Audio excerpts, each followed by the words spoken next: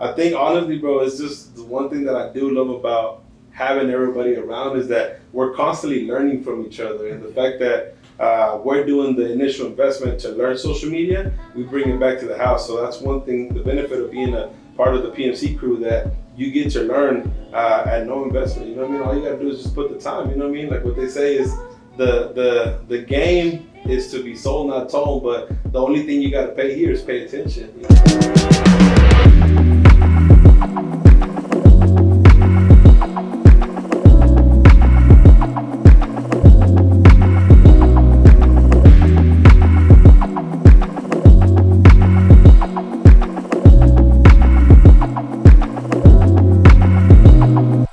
To another episode of More Than Your Barber. I am your host, AP, and let me tell you, we are on our anniversary shop tour. That's right. Our first stop is Denton, Texas at PMC Barbershop. I got my co-host with me. Mo, what's up? What's going on? You ready? Oh, this is big time. This big time? We made it. Come on. Well, listen, we got a live show today. We got audience in the building. We in PMC Bar. I don't even think I've seen a barbershop. Man, This is dope. This is really like nice. I'm in Hollywood. Man, I think we're going to be there. Well, then we're going to be there. I think we made it, like you said. Every stop from now, y'all better step y'all game Gotta up. step your game up, man. PMC is in the building. So, yo, we have a live audience. Can y'all make some noise? Yeah.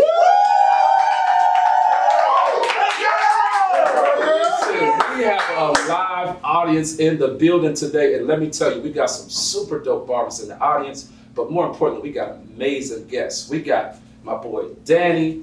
We got my boy. How about we do this? We'll let y'all introduce your own self today. We in our first stop on the shop tour. Y'all go ahead and introduce yourself. Alrighty, well, I'm Danny Smith. I'm the owner of North Texas Cuts Barbershop and Blaze Smith Barber College, and man, I'm just glad to be here in the building. Let's go. Alrighty, my name is Omar, co-founder of PMC Barbershop, and just thank you for the opportunity, bro. Absolutely, absolutely. My name's Diego Martinez, also known as Yeye Hair. Yep. And I'm BK. I'm one of the employees at PMC Barbershop. Let's go. There you have it. So listen, we are about to get into an incredible conversation. As you all know, this is a new game in terms of the barbershop industry. Like the hair industry is different. When I say different, I've been in the game for about 17 years professionally. And so what we've seen today versus what we've seen in the past, I know y'all, some of the young guys are going to consider me an OG. I'm cool with that. But the new age barbers, there's a lot going on as it relates to the barber industry today. I guess my first question would be, where do you see the barber industry going at large? Where do you see that? I personally see it going in a direction where, especially with the borders between barbering and cosmetology, I see the lines are blurring a lot more. I do genuinely feel like barbering is starting to take its hold on color-wise, color theory, stuff like that. And I do see a lot more hair salons providing fade, typical barbering services. So I do think we're definitely starting to mesh a lot more. So you're saying that the salons are more so a full service, one-stop shop. That's where you see it. Yeah, and I also see the barbershops doing that as well. We're providing braids, colors, perms, different kinds of things, Let's go. Anybody else, where do you see the barbershop, the industry, the hair industry going? I know, Danny, you have not only a barbershop, but you have a barber school. So I know in terms of like your being cutting edge, that's important for you. Where do you see the industry going? So one of the things that I noticed, with owning the school for 5 years, I'm starting to see, this is my 19th year in the industry as a barber. Let's go. And so it used to be, I feel like the barbering side with the advanced fading techniques, what we do, it used to just be minority driven. But now I'm starting to see more diversity as the type of student that's enrolling in my school and gender. Mm-hmm. So I'm starting to see a lot more females, a lot more diversity. What I see for our industry, I see the barbering Cosmo industry actually elevating itself to where it's going to be a highly sought after career, where it's going to be put on a level with doctors and lawyers and things like that. That's what I see is happening with our industry. So you mean to tell me that an actual barber, someone is just an inspired barber, want to pick up the clippers and they can make $200,000 a year, $150,000 a year? Yep. Let's go. Yep, that's what I see. Let's go. let's go. So speaking of education, since you have a barber school, one of the questions is, as far as education, how are you guys keeping up with what's out here now? Sometimes I see stylists and barbers, once they graduate, continuing education is a non-factor. They don't go back and learn different techniques. How are you implementing that in your school? So for us, it's taking time to where during our theory time, we're browsing Instagram. We're looking at the newest, hottest barbers. You know, I told AP last time I was on the show, like we literally watch his reels and things that he posts and all the techniques and him during the beard washes and the razor work. And so what we do is by putting those things in front of the students, showing them the newest, latest, greatest techniques, that's what helps them set a higher standard. So that's what we do. Also, when it comes to, the barber battles, the competitions, allowing people to come into our school and solicit and say, hey, we're doing a barber battle, we're doing this, we're doing classes, and encouraging the students to go out. And so one of the things that we preach big time is like, man, once you leave here, you still got a whole lot of other classes you need to take. So, this is just the license. And so I tell them that when they get to planning for their vacations and stuff, their vacations need to be trips where they're going to go to hair conventions and things like that, So Omar, man, I know you I see what Danny just shared. I really want to tap into that because you are a shop owner as well. And a lot of barbers that I see are looking at, man, I can make a lot of money, but they're skipping steps. I mean, you got 3 locations, you are killing it.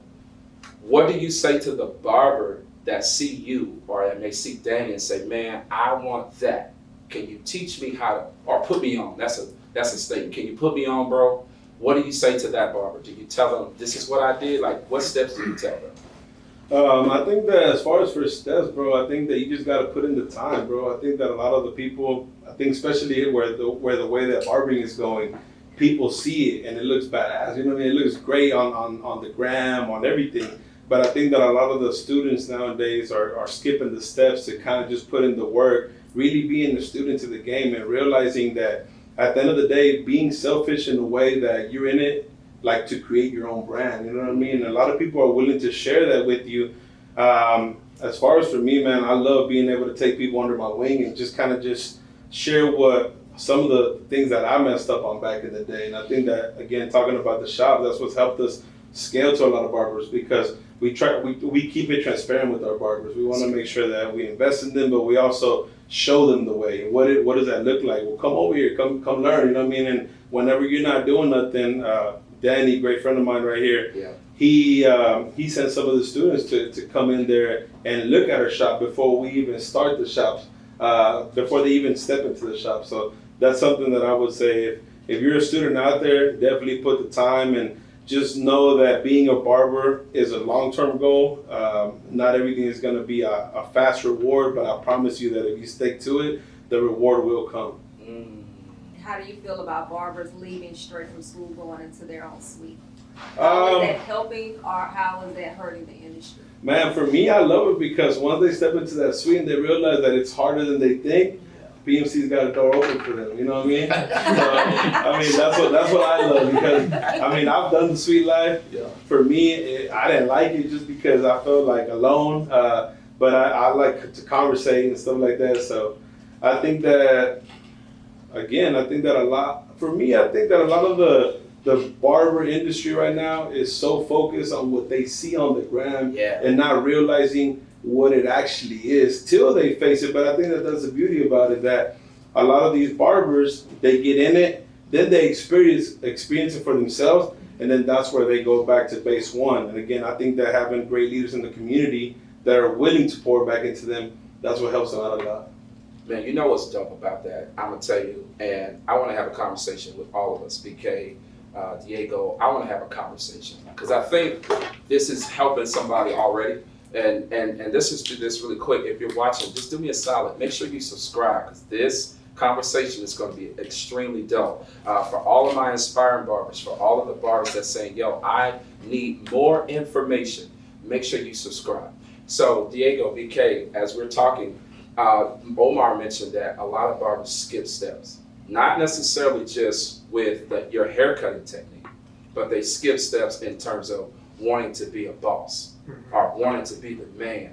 What does that say to you all that says, yo, I'm already a part of a great team, but what does that say to you guys? For me, I think it's just like they take it to the next level, which is being that barber that charges a little bit more on the, pricing. So instead of charging the $15, $25, as for me, when I started out, that's where I started, and gradually started increasing my prices. Now we got people coming into the game charging prices upwards of like $50 to $80, thinking like I'm gonna make the big bucks, skipping those steps of, hey, you know what? Let me take my time to perfect my craft.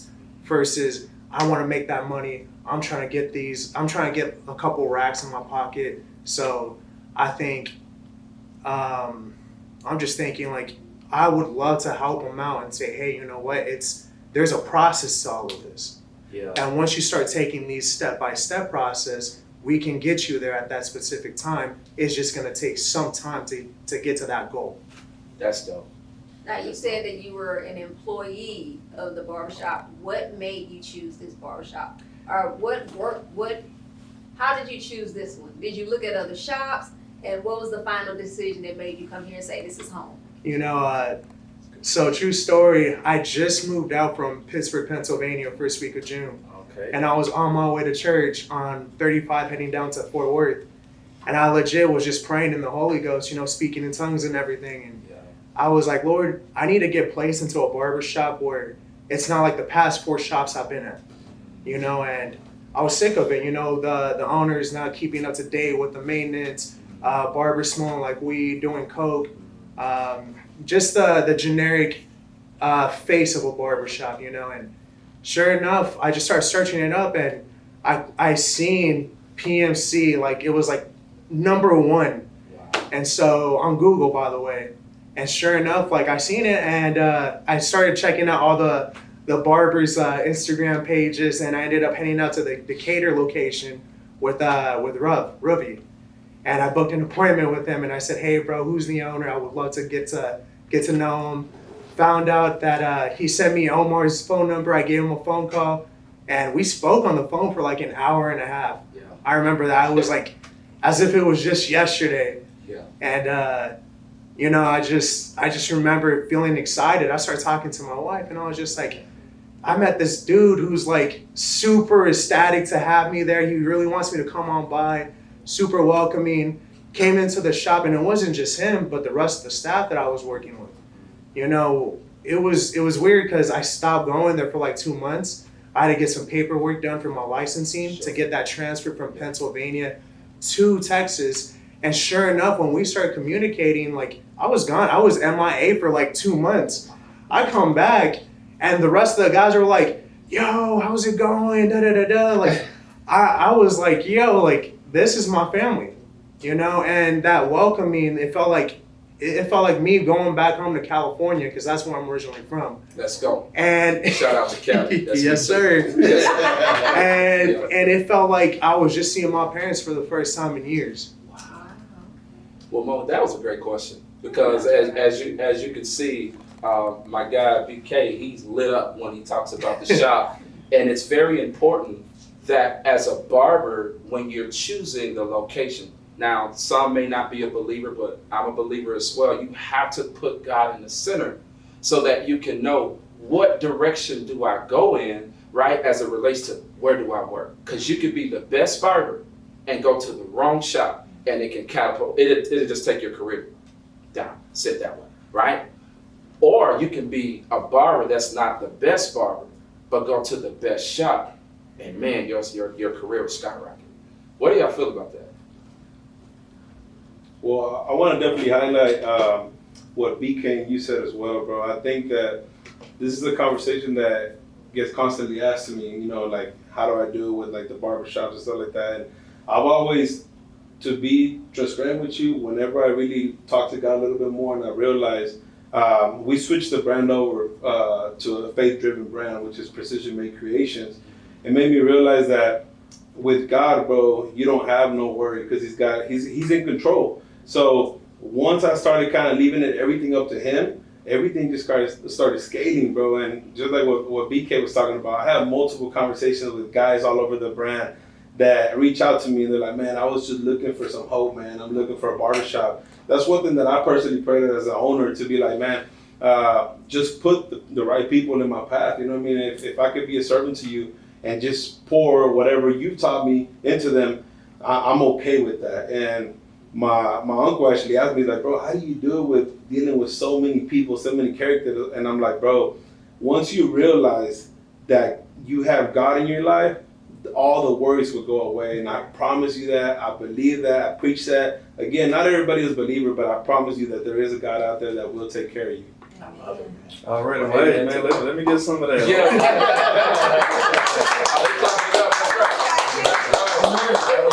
That was solid. I love So it. to piggyback, off of BK and Omar,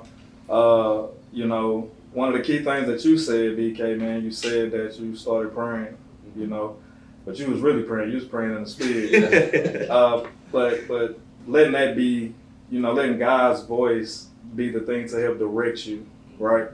And what I want to say to y'all, everybody that's watching, is that one of the greatest tools of the enemy is that he will put something good in front of you, but what's good and what is the right thing, that's a big difference. And I don't think people realize that he will dangle something good in front of you just to distract you from the thing that God wants for you. And so that's key. And my advice that I would say is, man, don't follow the money. Everybody's just thinking about the money, man. Where's the money at? I want to go to a shower with the money. No, you need to figure out. If you wouldn't cut for free, then don't cut at all. Yeah. But you do got to understand that just give me my money. Yeah.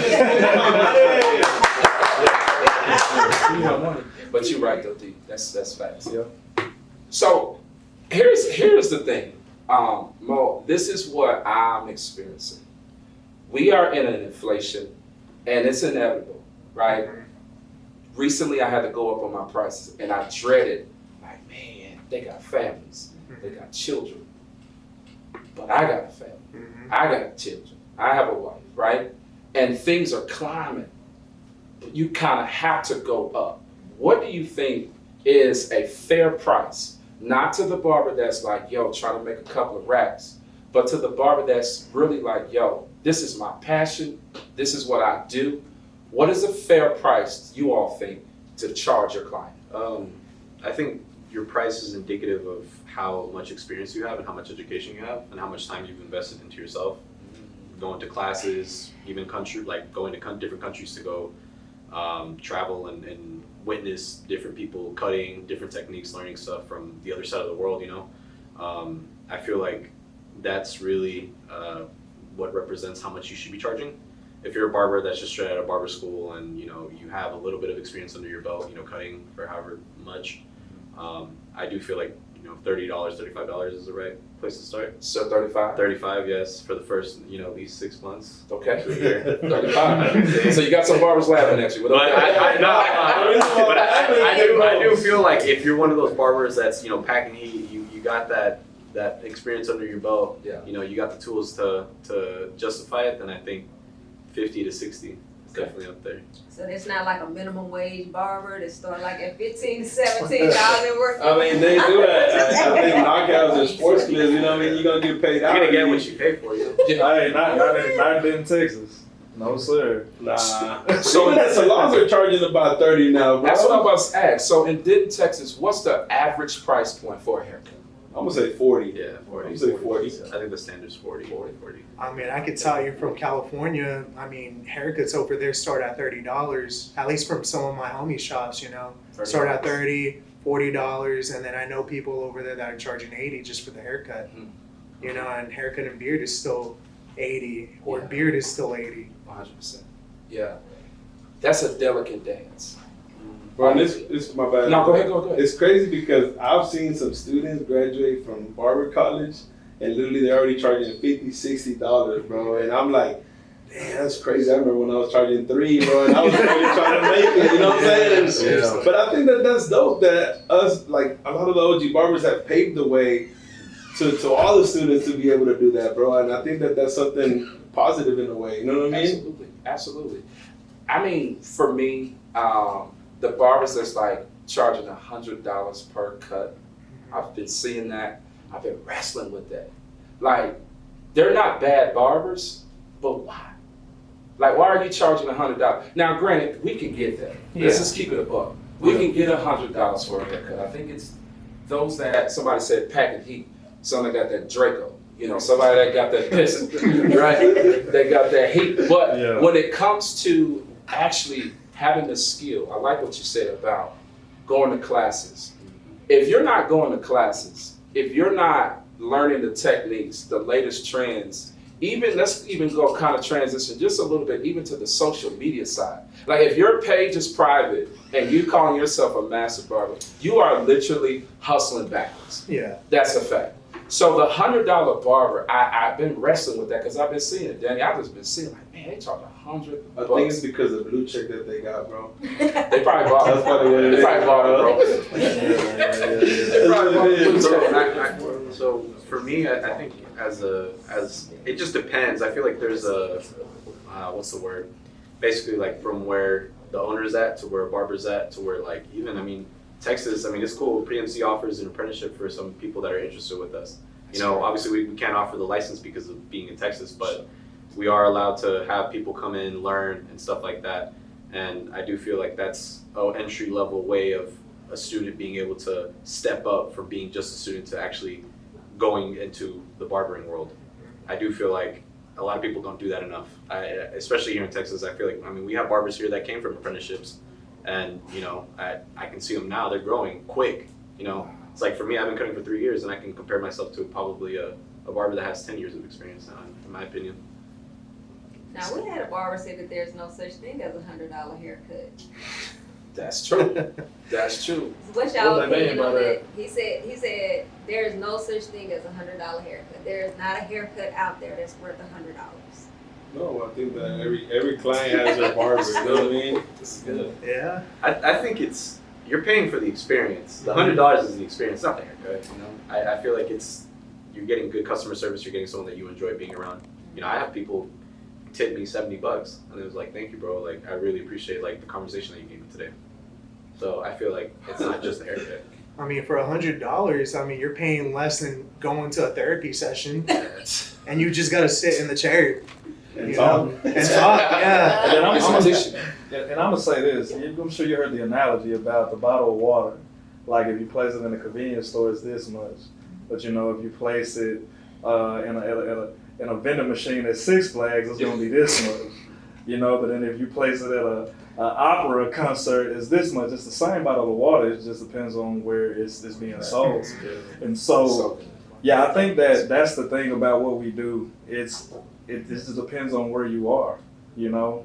And so that same $20 haircut, if I'm in Dubai and I got one of these oil tycoons that's willing to pay me all this money, yeah, to the dude that said ain't no such thing as a $100 haircut, I mean, it is all day over there with no problem. So, you know, it's all about where you are. Someone's right. We interviewed a high-profile barber, a celebrity barber. He doesn't necessarily like to be called a celebrity barber. But he cuts a lot. I'll give you his list, and you can go back to, I think it's episode 35. Yeah. So he cut LeBron, he cut Kobe, God rest his soul. He cut Michael Irvin. Who else did he cut? Jordan. Michael Jordan. Tour with Beyonce. Tour with Beyonce. And it's a whole list, right? But he said there's no such thing as a $100 barber. Most right. But he also said that he's not in the business to charge a certain price because it is the experience that he gives his clients. It's the experience. Furthermore, he doesn't have social media and he's running the bag up. Let that sink in. I know this is an awkward moment. We got a live audience. We have a barber who's cutting high profile people, but the caveat to it all is he don't have social media. That's crazy. I was taken aback. I said, bro, you don't have, man, I ain't got time. I ain't got time. Not in an arrogant way. But his whole play is, his card is like a black card, like an actual Amex. What is it? Was it a black card? Yeah. Black card, and that's his business card. He said, I don't just let people come to my shop. I go and handpick the clients that I want to serve. I was blown away. And he don't charge $100. There's some young guys in here, some young guys that are probably watching today, that if that was their lineup, Jordan, Kobe, LeBron, the whole nine, what? They charging $200, easy. Yeah. I'm a celebrity barber. To show up. Yeah, that's all. You know what I mean? And he doesn't charge based off who that client is. So dealing with the price, how important is social media for you guys in getting clients? For me, I would say like even going from a different state, that's my resume. That's how I show people like, hey, if you don't trust me, like I understand from the color of my skin, you might think that I don't know how to cut African American hair. But then I show them a picture or a video, they're like, oh shoot. You cut that? Yeah, Yeah. I'm like, yeah, I did that. You know, oh, you want enhancements? I got you. Or whatever it is, I legit do that to a T. And I can show people with confidence. Like, hey, you know what? Don't worry about it. I'll take care of you. Look at me like Allstate. You're in good hands. Yeah, I like it. I like it. I like it. What about you? I'm sorry. Go ahead. I do feel like social media is definitely important in this day and age. I've noticed that my clientele has shot up exponentially since, especially at the beginning of this year, I kind of started interacting a lot more with my clients on social media. And we just came back, PMC crew just came back from a trip out to Florida and we went to an event called Rise of Hair. Shout out Bird.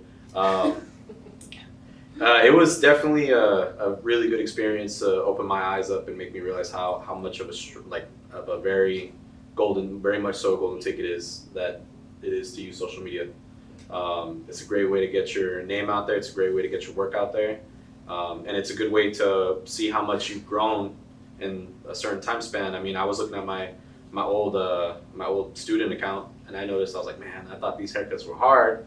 And I'm looking at them now and I'm like, man, dude, that freaking hairline's crooked. Or, you know, Danny used to be my mentor and I'm sure he can tell you, you know, some of my haircuts were messed up. So now I'm able But I mean, now I'm at a point where I'm able to do everything in the chair. And I feel like that's something, like it helps me look back and remain humble and to understand where I'm from, you know? Love that. You know, social media is hands down has been the breath and life of my business, but I had a strategy in terms of how I do what I do for social media. I don't want everybody. I'm kind of similar to Black was his name. I don't want everybody, but I do have a targeted audience. And sometimes when you're about to go to another shop, depending on the area, which you talked about, you have to study the area. You have to study the demographics. You have to study what is the average price point. There's a blueprint that we have to study before I charge a certain price. I look for a certain shop, but hands down, when I zeroed in on my targeted audience, through the roof. Now I don't need this. I don't do walk-ins. No disrespect to the walk-in barbers, but I'm trying to get in, and I know what time I want to get out. Right? So social media has been a game changer. Now I'm going to turn it to you guys because I've been watching yours. So before we got on tour, I've been showing everybody your shop. Been showing everybody your school, your shop as well. And so I'm like, man, my shop don't look nothing like that. And it's okay because I'm like showing everybody, like, look this boy's shop, clothes, clean. We couldn't wait to get here. What has social media done for your brand at large? No, a lot, bro. Definitely a lot. Social media definitely. I would say it's like a portfolio that you can showcase to people. Especially, I would say with our clients that are more like anywhere from the 10 years old to the 30 years old. Everybody's on social media, especially like our clients here in the area of Denton, Texas. Yeah. Not only that, being part of the DISD, like a lot of people use social media. So for us, that has been an advantage. You know what I mean? So being able to see that. People look us up for social media. Not only that, but also learning social media, being able to teach it to our barbers on how to use social media. That's been a game changer as well because social media, again, I think that it's like everything. If you know how to use it, then it can work to your advantage. Now, that's also the dangerous part that if you don't know how to use it, it can also affect you in the long run. But definitely for us, it's helped us a lot. And you're still working on it to keep making it better. I mean, I appreciate you giving us a compliment. For sure. Thank you for being here, bro. For And sure. again, we're still working on it. You know what I mean? Still working on it. Can I ask you a question? You said that you teach your barbers, not necessarily your students, but your barbers, how to use social media if they don't know how to do social media. Can you walk us through that? Like, what does that look like? Because it might be somebody that said, "Yo, Yeah. I'm about to open a shop. I'm trying to jack this way." Yeah, no, well, first of all, I just want to give a big shout out to all the Sharpfade partners all over the world. That's an investment that I personally did on the back end. Shout out my boy Bird. He actually is the one that I learned from on social media, right? One of the content creators. Not only that, we also have some content creators in the brand that we've partnered up to be able to showcase what it is, what does that look like. So usually what do we do as far as like the hiring process from the barbers? We kind of ask them what exactly are their goals, you know what I mean? So if they have their goals to be content creators, to be part of a brand, to be part of to do their own thing, we teach them what we know, and I feel like that's also helped them scale to the next level. And I think that, again, big shout out to all the PMC partners that have been doing an amazing job. Shout out my boy Mateo. Shout out to all the PMC partners that have invested into the barbers in the brand to be able to do that, man. But I think honestly, bro, it's just the one thing that I do love about having everybody around is that we're constantly learning from each other, and the fact that we're doing the initial investment to learn social media, we bring it back to the house. So that's one thing, the benefit of being a part of the PMC crew, that you get to learn at no investment. You know what I mean? All you gotta do is just put the time. You know what I mean? Like what they say is the game is to be sold, not told, but the only thing you gotta pay here is pay attention. You know what I mean? Shout out to my boy Hunter. Let's go. I like that. Let's go. Already. With smoke, boy. That's good. That's good. Now, how do you know, let's say your barbers who are here in the shop and they've been here for a year or two and they're thinking about going out on their own. What advice do you give to your barbers once they're ready to step out on their own, grow their wings and maybe start their own shop? Awesome, that's a beautiful question. I would say that we actually had this question about an hour ago. I know that for me, I'm just part of their journey. You know what I mean? And I want to make sure that I can do the best I can to invest into them. There's two ways that we go about it here in PMC. One, we ask them if they want to invest in us and grow with us and invest into their shop. We give them the blueprint on investing. Shout out my boy Ruth out there in Decatur. So he's our first business partner that we did last year. That's one. And two, if they do, I mean, all I do is open it up and tell them what kind of questions, what can I do to help them, you know what I mean? And I mean, so far we haven't had anybody go out and do their own thing, but the ones that have, I mean, we'll definitely help them as much as we can, you know what I mean? Because at the end of the day, I feel like whoever leaves PMC, I want to make sure and look back and be like, you know, we were a part of their journey as well. So I think to me, that's what makes me happy, being able to help them as much as I can. Love it. Love it. Y'all want to add to that before we go to the next question? This next question is loaded. So, you know, as y'all were talking, you know, that's one I want to take some time and to just highlight this big dude right here, man. Yes. So, Omar, Everything's bigger in Texas. That's right. You remember, man, when I invested in that camera, and the first video I shot and edited, we was in it together at the old barbershop in North Texas, because of 4-Wheel Drive. That's the one where you snatched off your jacket. It's on the North Texas Cuts page if you don't remember. It's deep in there. Yeah, so this is just kind of going back to the social media part. And so one thing, the reason why I want to highlight him is because, man, I've seen Omar take things and just take them to another level. Mm-hmm. And so when you asked him the question about people branching off, that was similar, you know. Like Omar, hey, bro, students, they need places to work. And so Omar transitioned out of North Texas Cuts and opened up the first location. And man, he filled it up like quick with our students. And so I just think it's awesome, because one of the things that I want you guys to know, if you do own barbershops and you got people working for you, man, don't shortchange people. Don't try to, you know what I'm saying, sabotage people's careers and things like that. What you want to do is, man, you want to be open-handed. You want to give what you have, because it's going to come back to you somehow, some way.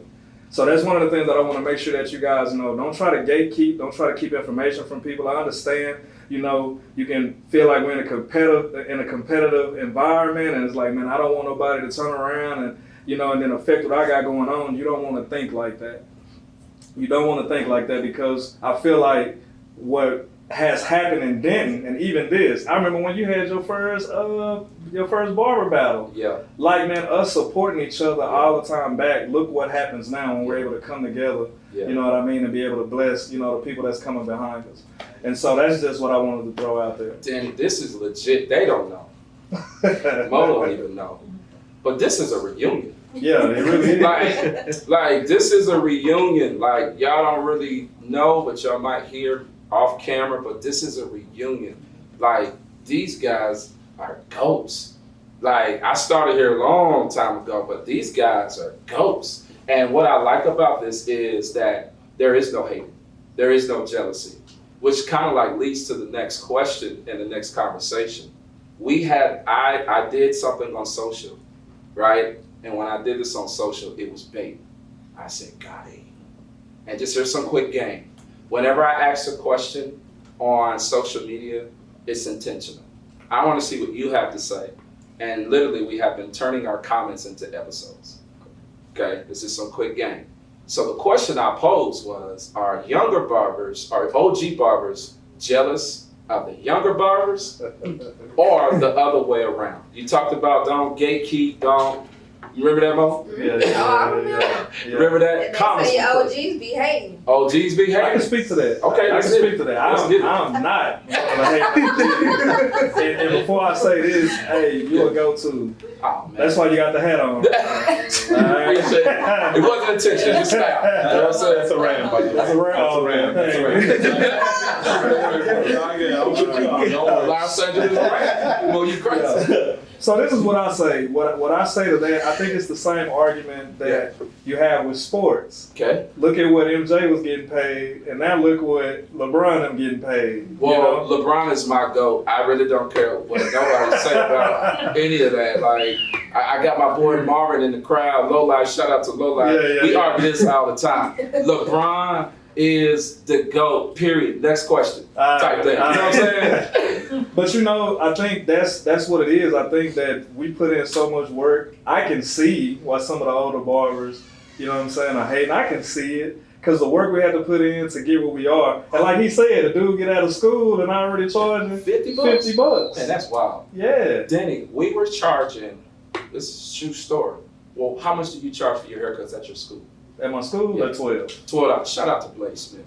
Man, do you know when I was at Barber College, the haircuts, they were charging $6, $5. And this is in Cali, the Bay Area. Yeah. Right? And I remember coming out of Barber College, my haircuts was $15. $12 for the regular cut with a beard, $15. None of y'all be able to survive on that. Bro, people got to survive expensive. Yeah, I know. Oh, come on, man. What you mean, come on? I'll get you a cut in the beard. What you mean? Come on, man. But these guys, these young barbers, Danny and Omar, they smoking. It's not smoking, but they smoking. Like, they can cut, right? Yeah. And I wasn't cutting like that out of school. I was all right. I was solid.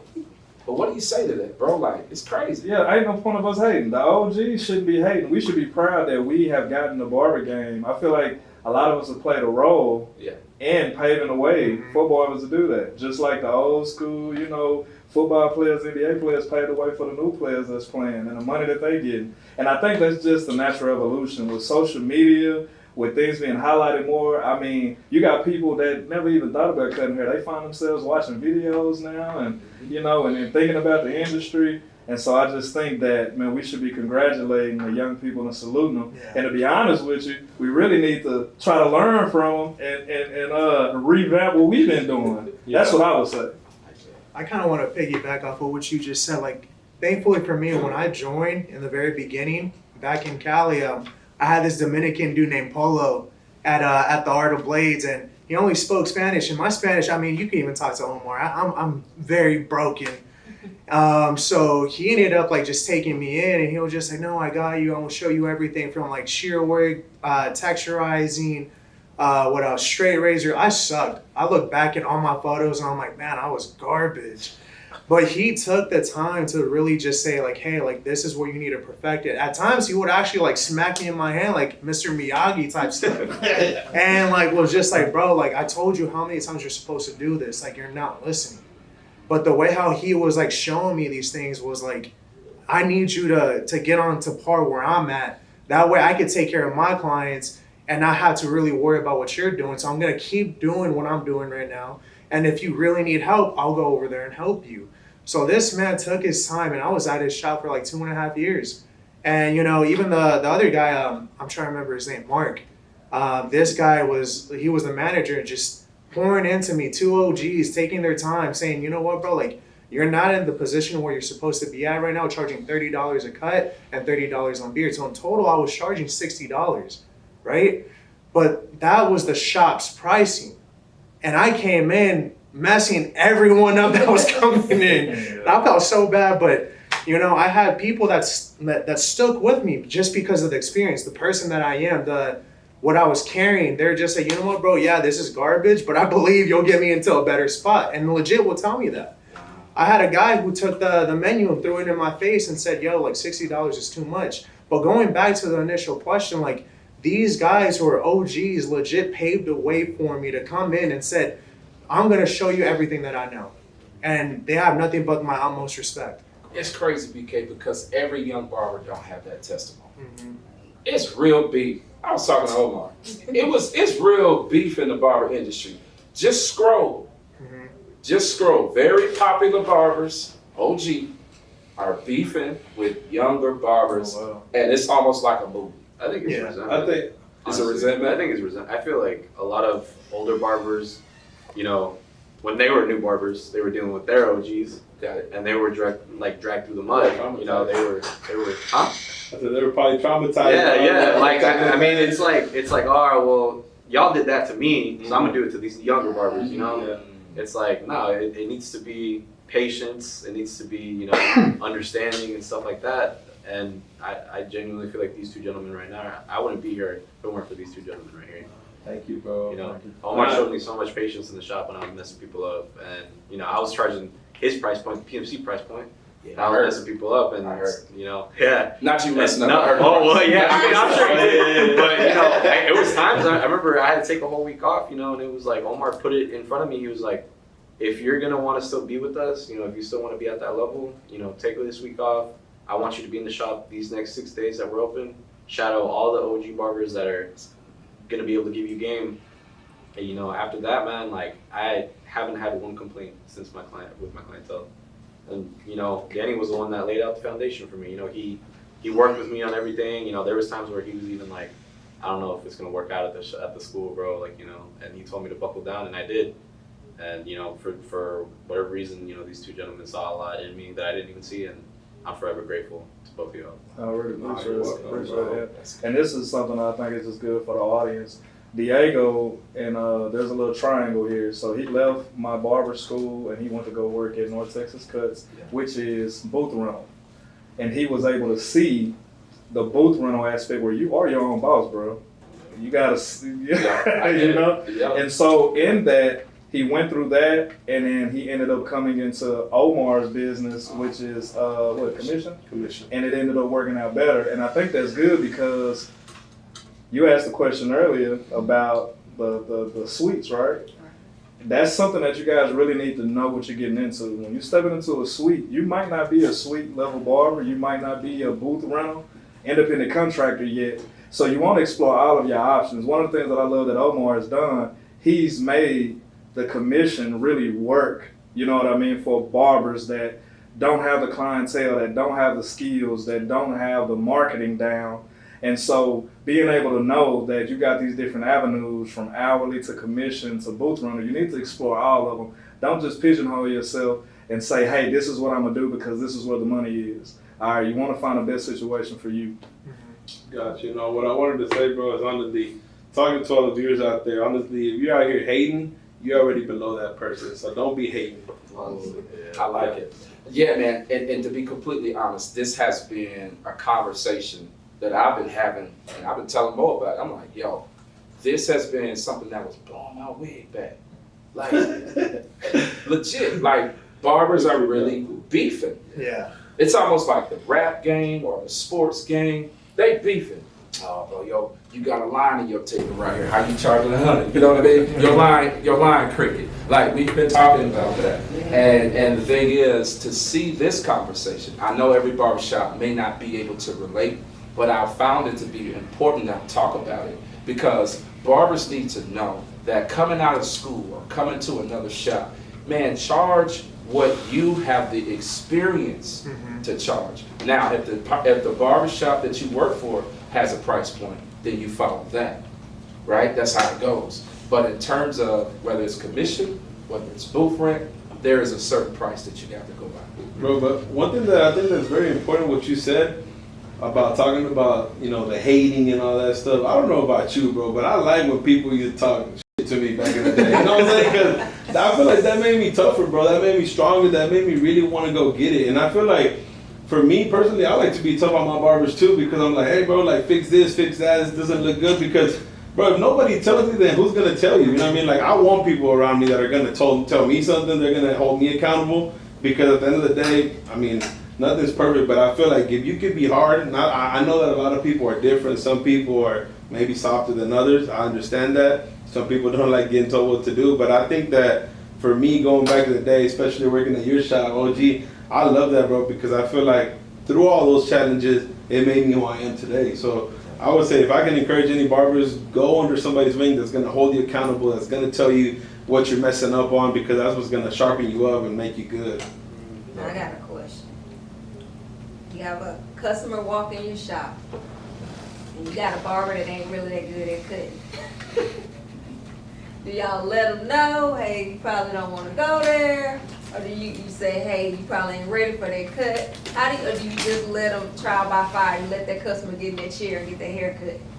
I mean, the way, I mean, I just say it real quick, the way that we do it at PMC is like, we ask what kind of haircut they want, and then based off of that, for me or for some of the leaders that we have in the shop, they know whose strengths are what, who's better at shears, who's better at fades, who's better at perms. So we go ahead and talk to them about that. We want to make sure that from the moment that you walk in, we know who to send it to. You know what I mean? But now this is the cool thing too, is that if you don't know how to do it, then that's when we also have a conversation and be like, look, bro, I know that you're not that good at fades. This week, let's try to see if we can sharpen you up so you can be better at fades. So. Yeah, so before Bladesmith Barber College, it was actually birthed out of North Texas Cuts. I would hire on barbers that were not that good, but a lot of the teaching and training started there. And so one of the things that I found that was interesting is that when you get a barber and they're like, yeah, I'm not really good at straight hair. That's what I dealt a lot with. You know, with my shop being predominantly black, I would end up hiring black guys that didn't learn how to cut straight hair. So client would come in, and that's when the teaching would begin. I would walk up to the client and say, hey, we got a new barber here, man, he's good. You know, but we want to make sure everybody's cutting on the same level. So, you know, I'm going to be assisting him through this haircut. And then it went from me to other barbers joining in to assist. And so what would happen is I learned that the client actually loved the community. They loved the fact that people was joining in, and they cared enough about them to not just leave them with a barber that wasn't skilled. And they end up sticking with their barber because they love the growth process.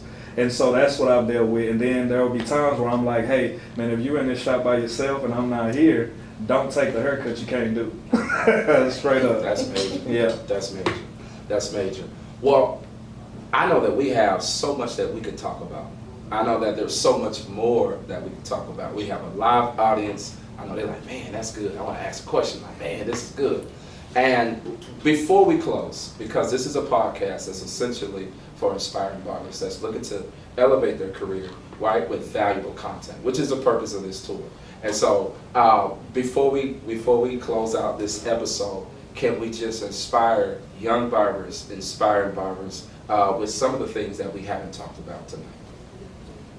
I think for me it was, one thing I can say to young inspiring barbers is there's going to be times where you're going to feel like you're going to want to quit. And I mean, even for me, I felt like quitting so many times, like just like you heard earlier, me messing up those couple haircuts, right? It wasn't the end of the world. You know, I had to get back up on the high horse and start cutting hair time after time after time. Things don't happen overnight.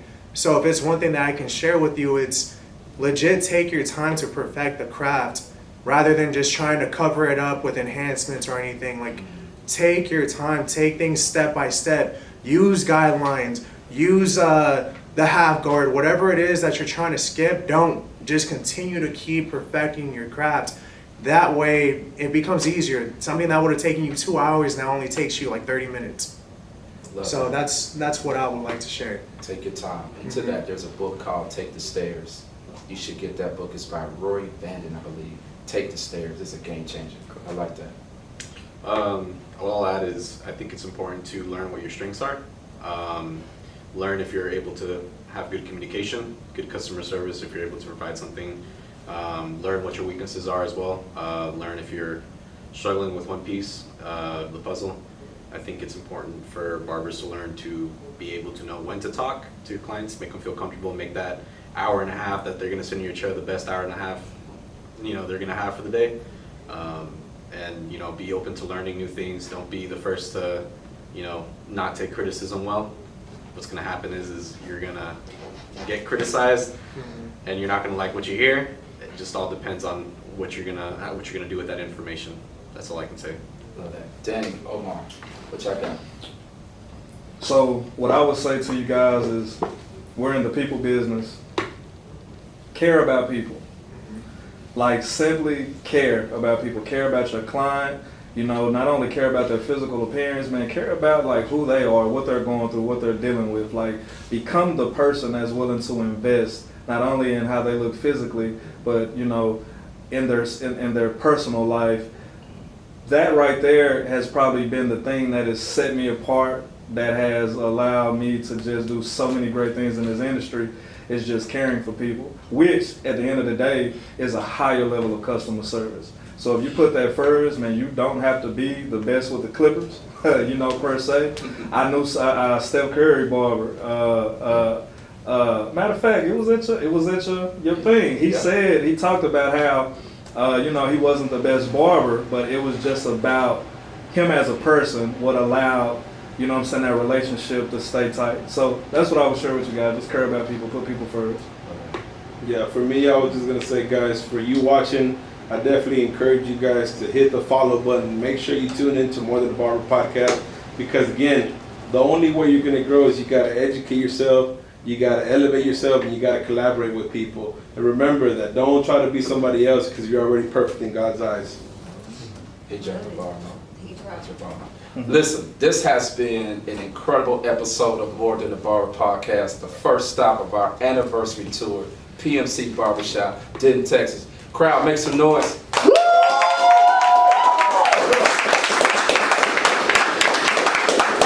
Yo, it's a wrap, Mo. We did it. It's a wrap. You did it, AB. Let's go. Yo, if you like that episode, make sure you do your boy a favor. Please subscribe to the button down below. We got amazing content for you, always coming to bless your life. Now, check it out. If you are an aspiring barber looking to level up your career, this is the episode, the channel, all the above for you. Now, make sure you tune in, because we got amazing episodes coming your way. Let's go.